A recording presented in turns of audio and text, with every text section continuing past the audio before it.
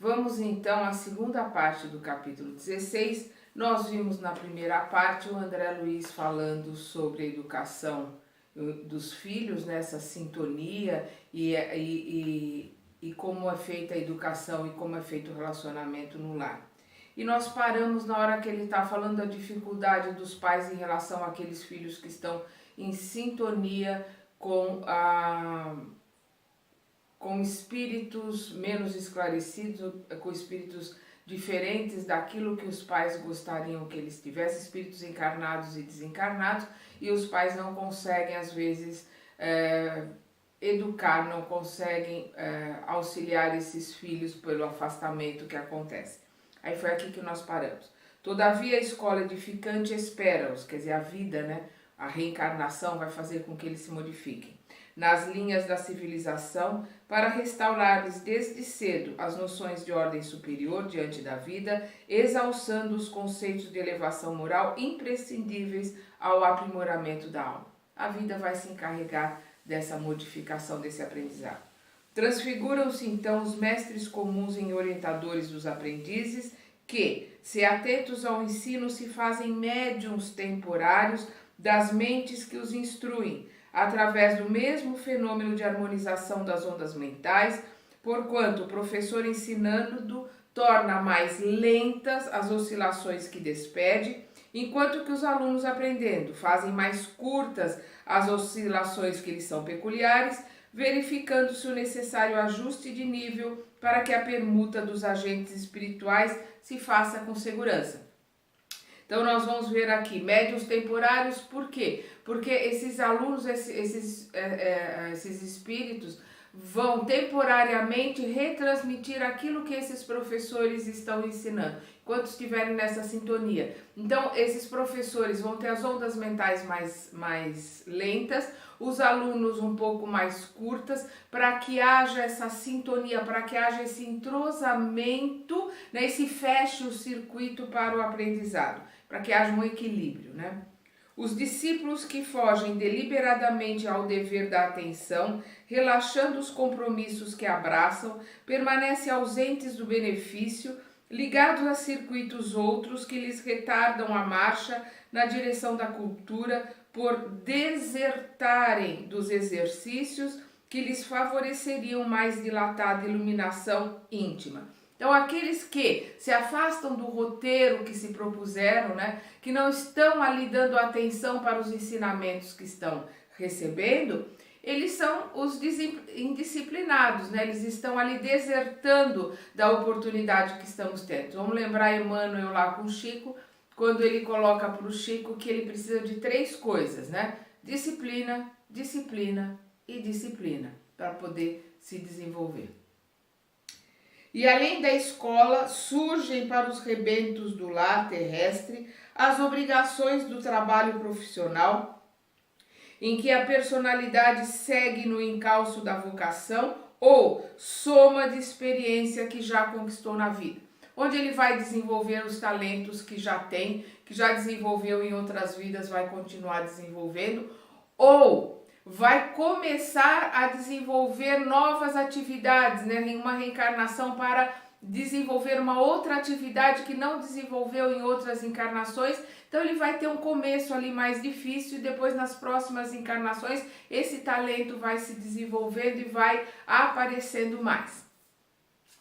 Cada oficina de ação construtiva, seja qual for a linha de serviço em que se expresse, é novo educandário para a criatura em lide no campo humano, em que a chefia, a escalonar-se através de condutores diversos, convoca os cooperadores nos vários círculos da subalternidade ao esforço de melhoria e sublimação. Então, o que nós estamos vendo aqui é a vida influencia, né? É o que ele está colocando aqui, ele vai ter chefias, ele vai ter subalternos, ele vai ser subalterno a alguém, ele vai ter aprendizado com aqueles que vão chefiá-lo, ele vai ter aprendizado com aqueles que lhe vão ser subalternos, e essa troca durante a vida é um aprendizado que, se nós quisermos aprender, vamos levar isto para a eternidade. E isso faz parte do nosso roteiro, faz parte do nosso do nosso aprendizado, né? Do nosso desenvolvimento, às vezes lidarmos com pessoas extremamente difíceis. São reações a ações que nós tivemos no passado e nós precisamos aprender e nos desenvolvermos com essas situações.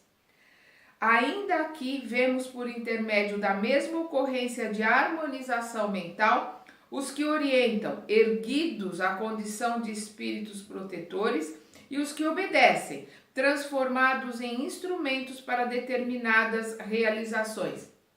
Então nós vamos ver que as coisas caminham, é a lei do progresso, e a cultura é o progresso, né? Nós vamos ver aqui que alguns vão passar a condições de espíritos protetores, né? Vão ser aqueles que vieram para ensinar, que estão aqui para ajudar outras pessoas a se desenvolverem e a crescerem, né? E nós vamos entender como a educação e o conhecimento é imprescindível para o desenvolvimento e para o progresso. Se você quiser manter um país atrasado, né, ignorante, atrapalhe a educação, corte as verbas da educação, diminua a capacidade dos professores, né, atrapalhe no que puder com a educação, você vai ter um povo atrasado. Como disse Jesus, busqueis a verdade vos libertará. Né? Então nós precisamos, a primeira coisa que ela nos liberta é da ignorância e com conhecimento, com bagagem, nós temos estrutura para fazermos escolhas melhores. Isso é muito importante que a gente entenda. Todos somos médiuns. Nos centros de atividade referidos em nosso estudo, encontramos o reflexo condicionado e a sugestão como ingredientes indispensáveis na obra de educação e aprimoramento. Então, o reflexo condicionado, que é aquele que nós aprendemos, né? Através do aprendizado, daquela indução que os pais fazem quando a criança é pequena, os professores, né? Um certo hipnotismo em relação àquilo que a criança deve aprender e deve receber. Então é através desse reflexo condicionado que nós vamos ter educação e aprimoramento. Urge reconhecer que a liberdade é tanto maior para a alma quanto maior a parcela de conhecimento que se lhe debite no livro da existência. Vamos lembrar lá no livro dos Espíritos que quando o Kardec pergunta quando que o homem é totalmente livre. E lhe é respondido que o homem só é totalmente livre nos seus pensamentos. E nós temos que ter muita responsabilidade em relação aos nossos pensamentos. E para que nós possamos saber escolher e exercer o nosso livre-arbítrio, nós temos que ter conhecimento, que é muito importante. Por isso mesmo, quanto mais cresça em possibilidades nesse ou naquele sentido, mais se lhe desdobram caminhos à visão, constrangendo-a a vigiar sobre a própria escolha. Então, quanto mais conhecimento, quanto mais bagagem, mais esse espírito vai ter responsabilidade nas suas escolhas e condições de ter mais escolhas, porque o conhecimento abre as portas, o conhecimento amplia, né, os horizontes. Mais extensa a mordomia, responsabilidade mais extensa. Quanto maior o conhecimento, maior a responsabilidade. Isso acontece porque, com a intensificação de nossa influência nesse ou naquele campo de interesses, mais persistentes se fazem os apelos em torno para que não nos esquecemos do dever primordial a cumprir. Então, quanto mais intensa for a nossa influência em determinados campos, né, em determinadas direções, seguindo aquele roteiro que nós nos propusemos no plano espiritual, então quanto mais intensa for nosso aprendizado, a nossa influência, né, daqueles que estão em torno de nós, encarnados e desencarnados, numa determinada direção, aquele que é professor, aquele que é médico, né, aquele que é mecânico, aquela que é doceira, que é cozinheira, não importa. A hora que a gente tem um roteiro, a gente escolhe um caminho, nós vamos influenciar aqueles que estão à nossa volta e receber de volta esta influência. Isso vai nos alimentando para que possamos desenvolver, crescer e realizarmos dentro daquilo que nos propusemos a fazer. Quem avança está invariavelmente entre a vanguarda e a retaguarda. E a romagem para Deus é uma viagem de ascensão. Então, o que é mais importante nessa vida é exatamente isso, é essa viagem. Essa viagem de aprimoramento, de estudo, de busca, né? Todos nós fomos criados iguais, simples e ignorantes. Recebemos dentro de nós, né, as chaves de todas as portas que irão aparecer no nosso caminho, as chaves do conhecimento, né? Na nossa consciência, como os espíritos colocaram para Kardec, está todos os ensinamentos de Deus, basta que a gente vá buscá-los. Então, nós temos essas chaves conosco, mas nós temos que andar com as nossas próprias pernas, como disse Jesus, busquei e achareis, bateis e abrir-se-vos, e a porta irá se abrir, né? Porque nós temos que caminhar com as nossas pernas, encontrarmos as portas, batermos nessas portas com força para que possamos adentrá-las, mas a chave do conhecimento para poder entrar nessas portas estão conosco. Mas a vontade de buscar o caminho e as respostas, isso depende de nós. Toda subida, quanto qualquer burilamento, pede suor e disciplina. Eu vou até repetir. Toda subida, quanto qualquer burilamento de suor, qualquer burilamento pede suor e disciplina.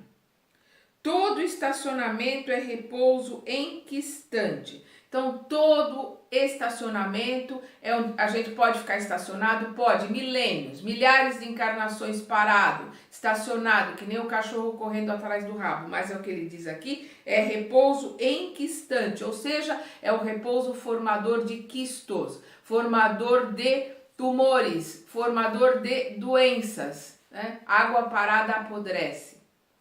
Somos todos assim médiuns, e a cada passo refletores das forças que assimilamos por força de nossa vontade na focalização da energia mental. Então todos nós somos médiuns, todos nós vamos interpretar, vamos, digamos assim, reproduzir aquilo que os espíritos encarnados e desencarnados à nossa volta nos transmitem, nos influenciam e nos ensinam. Então, a cada passo, refletores, somos todos médiuns, a cada passo, refletores das forças que assimilamos, por força de nossa vontade, dentro da nossa vontade de aprender, da nossa vontade de crescer e de melhorar, na focalização da energia mental, mantendo o foco dentro daquilo que nós queremos. Perseverança no bem.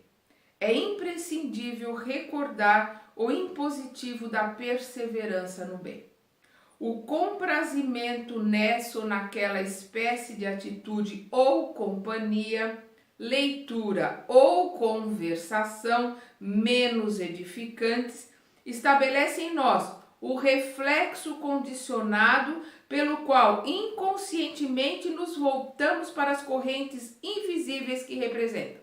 Então, qualquer maledicência, qualquer leitura, qualquer filme, qualquer programa na TV que nos rebaixem a sintonia, rebaixem a nossa vibração, vão acionar um gatilho e vão nos colocar na mesma hora, inconscientemente, em sintonia com aqueles que pensam daquela forma, com aqueles que sentem daquela forma, com aquelas falanges que estão vibrando, falanges de encarnados e desencarnados, que estão vibrando naquela mesma sintonia.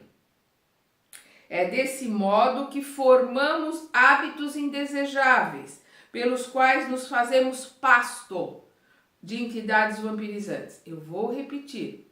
É desse modo, né, com esse tipo de leitura, com esse tipo de conversação que não leva a lugar nenhum, menos edificante, né, que nós vamos estabelecendo esses reflexos condicionados pelos quais nos fazemos pasto. de entidades vampirizantes, acabando na feição de arcabouços vivos para moléstias fantasmas. Então passamos a ser vampirizados por essas entidades menos edificantes, né, por esses espíritos ainda ignorantes no bem, e passamos a sermos arcabouços vivos para moléstias fantasmas. Começam a aparecer em nós doenças, moléstias que a medicina não consegue ajudar, não consegue curar, doenças autoimunes, uma série de coisas com as quais nós não conseguimos lidar, que são reflexo, né, que são consequência das sintonias, das vibrações com as quais nós estamos ali sintonizados. Somos pastos para aqueles que estão nos vampirizando. Vamos prestar muita atenção no que o André Luiz está colocando e principalmente no nosso orar e vigiar em relação aos nossos pensamentos, aquilo que nós estamos ligados, aquilo que nós estamos ouvindo, aquilo que nós estamos falando, principalmente pensando. Pensando ou conversando constantemente sobre agentes enfermiços, olha ele colocando aqui, pensando ou conversando constantemente sobre agentes enfermiços, quais sejam a acusação indébita e a crítica destrutiva, o deboche e a crueldade, incorporamos de imediato a influência das criaturas encarnadas e desencarnadas que os alimentam.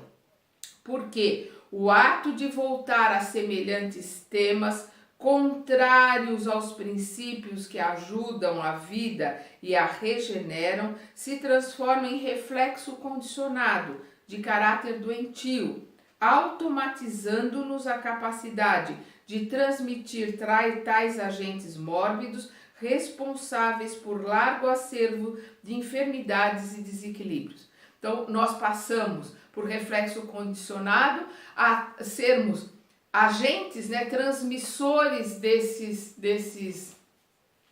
pensamentos, desses sentimentos, influenciando outras pessoas, criando esse círculo vicioso, né, e nos mantermos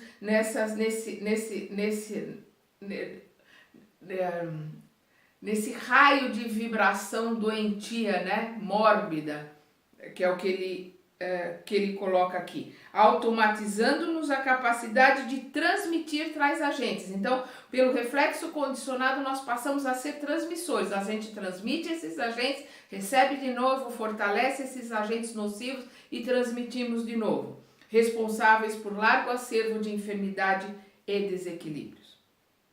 Gradação das obsessões.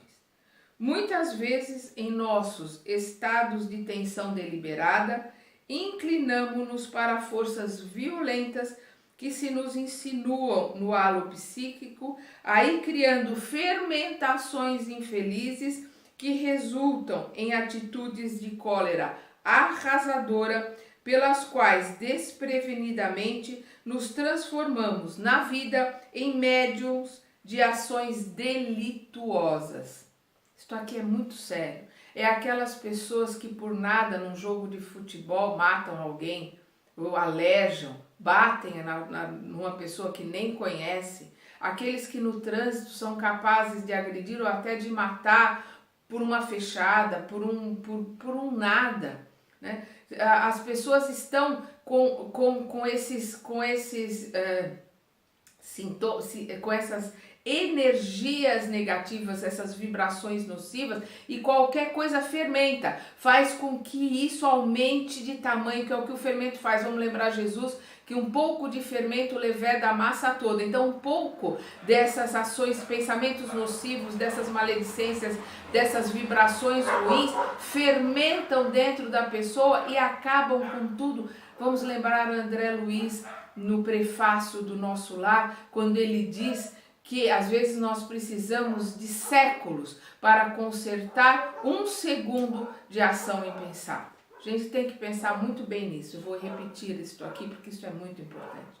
Muitas vezes, em nossos estados de tensão deliberada, inclinamos-nos para forças violentas que se nos insinuam no halo psíquico, na nossa aura, né? Aí criando fermentações infelizes que resultam em atitudes de cólera arrasadora, pelas quais desprevenidamente nos transformamos na vida em médiums de ações delituosas, né? Nós reproduzimos, retransmitimos ações delituosas arrastados nos fenômenos de associação dos agentes mentoeletromagnéticos da mesma natureza, semelhantes aos que caracterizam as explosões de recursos químicos nas conhecidas reações em cadeia. Então nós passamos a sermos médiuns dessas desses agentes, né? Nós passamos a retransmitir a cólera, a retransmitir o ódio, a raiva, fermentar em nós sentimentos nocivos, criarmos em nós larvas, né? Doenças que vamos retransmitir e repassar a nossa volta por invigilância. Por isso que é tão importante orar e vigiar, por isso que é tão importante a vigilância do pensamento, do sentimento, a busca da verdade, a busca do conhecimento, do aprimoramento, para que a gente não vire um joguete na mão de irmãos menos esclarecidos para o bem, irmãos que vão nos utilizar e utilizar as nossas energias para o mal. É assim que somos, por vezes, loucos temporários. Quanto nós não vemos por aí de loucos temporários? Vou repetir. É assim que somos, por vezes, loucos temporários, grandes obsidiados de alguns minutos, alienados mentais em marcadas circunstâncias de lugar ou de tempo, ou ainda doentes do raciocínio em crises periódicas, médiuns lastimáveis da desarmonia pela nossa permanência longa em reflexos condicionados viciosos, adquirindo compromissos de grave teor nos atos menos felizes que praticamos, semi-inconscientemente, porque essas forças, essas energias, essas obsessões acontecem pela nossa passividade, pela nossa invigilância, pela nossa sintonia. Então é semi-inconsciente, porque nós estamos ali participando com a nossa sintonia, com a nossa vibração de tudo aquilo que está acontecendo. Sugestionados um pelos outros, né? Porquanto perante a lei, a nossa vontade é responsável em todos os nossos problemas de sintonia. Então não adianta colocar, eu estava obsidiado, por isso que eu bebi, por isso que eu bati, por isso que eu fiz, por isso que eu usei uma palavra menos digna, ou por isso que eu tive um acesso de cólera. Pode estar obsidiado, mas se está é porque deu passagem, é porque deu sintonia, é porque estava no mesmo grau de vibração pela vontade. Nós somos frutos das nossas escolhas, principalmente somos frutos das escolhas dos nossos pensamentos, daquilo que nós pensamos. Nós somos livres para pensar, mas temos que assumir a responsabilidade de cada pensamento que nós temos. É aquela palavra, aquele ditado que a gente repete sempre, que a semeadura é livre, mas a colheita é obrigatória. Nós podemos pensar o que quisermos, mas vamos colher grão por grão daquilo que nós semearmos. É isso que ele está colocando aqui, e é muito importante que a gente entenda a gradação da obsessão às quais nós nos sujeitamos por livre e espontânea vontade, por sermos invigilantes, por sermos acomodados, por deixarmos os outros resolverem e decidirem a nossa vida, não usarmos o nosso livre-arbítrio com responsabilidade, não buscarmos o conhecimento, não buscarmos a verdade para termos mais bagagem, mais condições, um espectro maior de escolhas à nossa frente. Vamos então continuar esse estudo no próximo